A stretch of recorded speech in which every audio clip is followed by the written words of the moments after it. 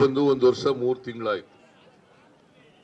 ಈ 3 ತಿಂಗಳಲ್ಲಿ ಜನತೆಗೆ ಕೊಟ್ಟಿದ್ದಂತ ವಚನಗಳನ್ನ ಬಹುತೇಕವಾಗಿ ಈಡೇರಿಸಿದ್ದೀವಿ. ನಾವು ಎಲ್ಲ ಗ್ಯಾರಂಟಿಗಳನ್ನೆಲ್ಲ ಈಡೇರಿಸಿದ್ದೀವಿ.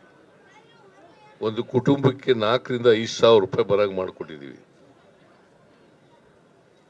ಬಡವರಿಗೆ ಶಕ್ತಿ ತುಂಬತಕ್ಕಂಥ ಕೆಲಸವನ್ನು ಮಾಡಿದ್ದೀವಿ. ಎಲ್ಲ ಜಾತಿ ಬಡವರು, ಎಲ್ಲ ಧರ್ಮದ ಬಡವರು. ಅದಕ್ಕೆ ನಾನು ಕಂಡ್ರೆ ಆಗಲ್ಲ, ಹೊಟ್ಟೆ ಕಿಚ್ಚು.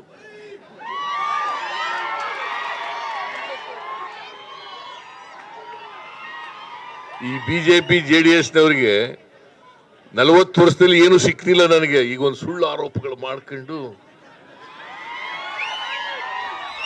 ಹೆಂಗಾರ ಮಾಡಿ ಸಿದ್ದರಾಮಯ್ಯ ಇರಬಾರದು, ಸಿದ್ದರಾಮಯ್ಯ ಇದು ಬಿಟ್ರೆ ಬಡವ್ರ ಪರ ಇರ್ತಾನೆ, ಬಡವ್ರಿಗೆ ಕೆಲಸ ಮಾಡ್ತಾನೆ, ರೈತರ ಪರವಾಗಿ ಕೆಲಸ ಮಾಡ್ತಾನೆ ಅಂತೇಳಿ ಹೆಂಗಾರ ಮಾಡಿ ತೆಗೆದಾಕ್ಬೇಕು ಅಂತೇಳಿ ಪ್ರಯತ್ನವನ್ನು ಮಾಡ್ತಾನೆ. ಆದರೆ ನಾನು ಹೇಳಿದ್ದೀನಿ ಅವ್ರಿಗೆ, ಎಲ್ಲಿವರೆಗೆ ಕರ್ನಾಟಕದ 7 ಕೋಟಿ ಜನರ ಆಶೀರ್ವಾದ ಇರ್ತದೆ ಅಲ್ಲಿವರೆಗೆ ನನ್ನನ್ನು ಏನು ಮಾಡೋಕ್ಕಾಗಲ್ಲ ನೀವು ಅಂತ ಹೇಳ್ತೀನಿ.